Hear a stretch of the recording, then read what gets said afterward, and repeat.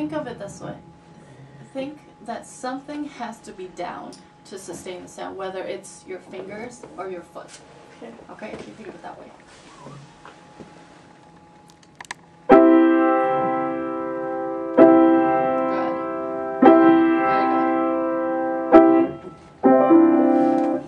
Those are very, very good. Okay, that's the perfect coordination.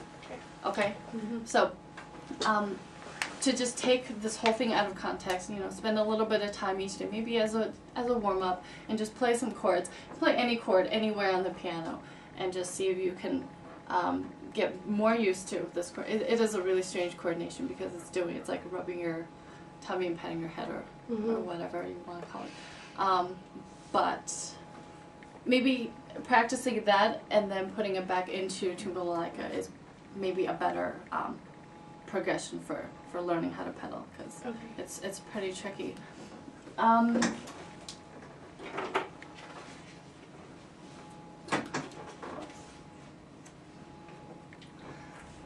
Have you, when you practice tuba balalaika, have you thought about what you, how you might want to play the dynamics? Or is it something you haven't quite got to yet? No, I have. Okay. I mean, yeah. Yeah, okay. Yeah, it's easier to play when I'm sitting at home all by myself. So I don't feel as, it's honestly like, not every time. I usually make at least one mistake, and I've at least gotten through it like a couple times perfectly, and then I feel. But it's also really easy to just like play it back to back to back to back to back, because it's kind of it's almost the same. So you can just keep playing it like it's one long thing, and then you get really into the sway of it. Thing. Okay. Would you like to try these two lines right here? Okay. And see if you can get a nice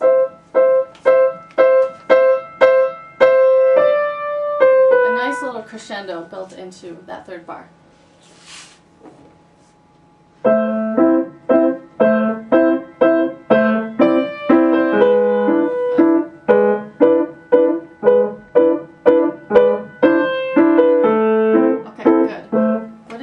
Try doing a little bit more. Try getting a little bit. See if you can play your loud twice as loud.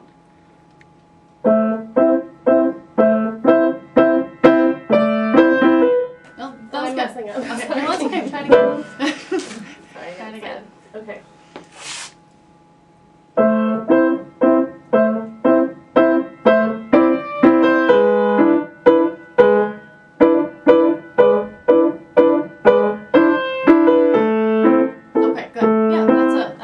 Actually a very, very nice crescendo that you made. Right. And the interesting thing is you actually let your left hand help support that crescendo, which is always a good idea. It gives you more sound. Okay. Right?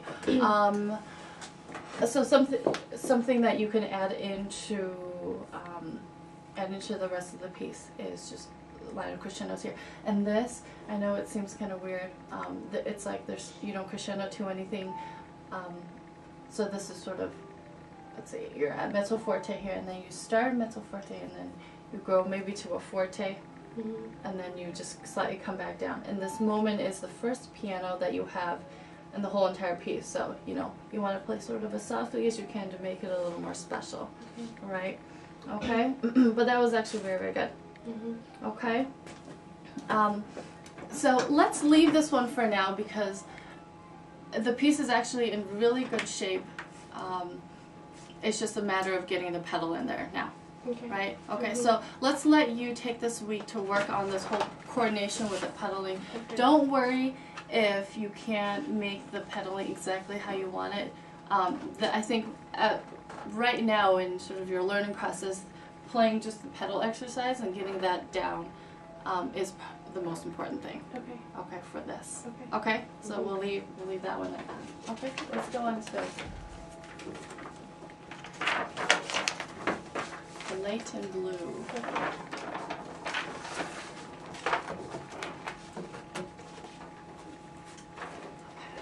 So how was this one?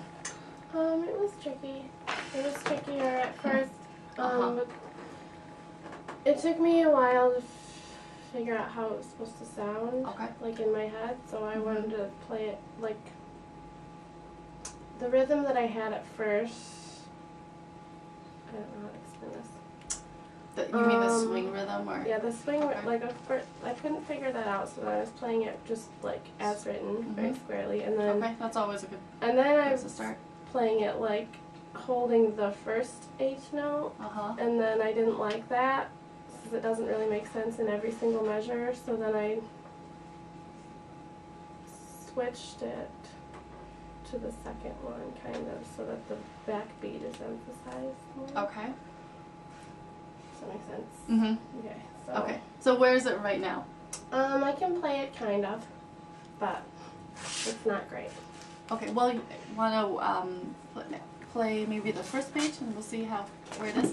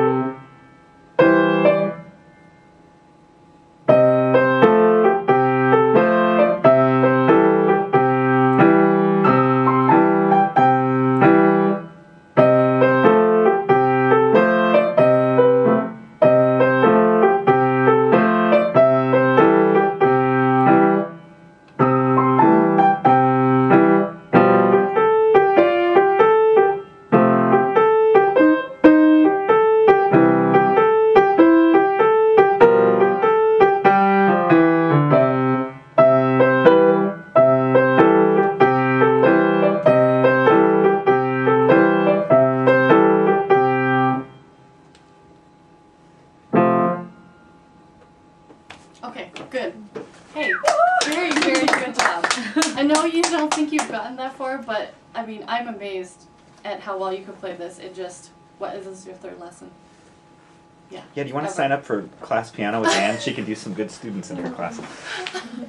You can teach my class piano students. Yeah. No, really, I want to say, I know you're not 100% happy with where it is, but I want to say that you've done, a really, really good job with this piece. I really, really like sort of the light, relaxed swing that you've given this piece. The swing is actually very nice. The swing of the notes is really, really nice. I don't think you have to worry about which one to make longer. I think you just know how this piece should go, and you're playing it that way. So that's very good. I wonder if you can work with her a bit, hands separately on this piece. Hands separately? Yeah, sure. Like maybe you can play the other hand. Okay, let's have you start with the... Can I have you play the right hand? Mm-hmm. Ready?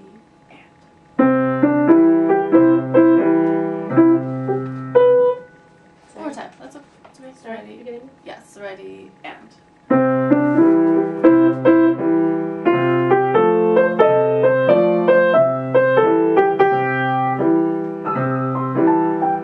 Okay, good. Actually, first thing, let's take care of one thing.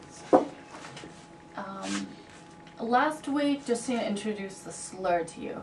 Mm-hmm. Right, we talked about the slur and how the slur means to play fairly connected, fairly legato, right?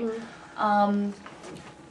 And I don't know why this is, but in piano music sometimes the same symbol will mean a different thing.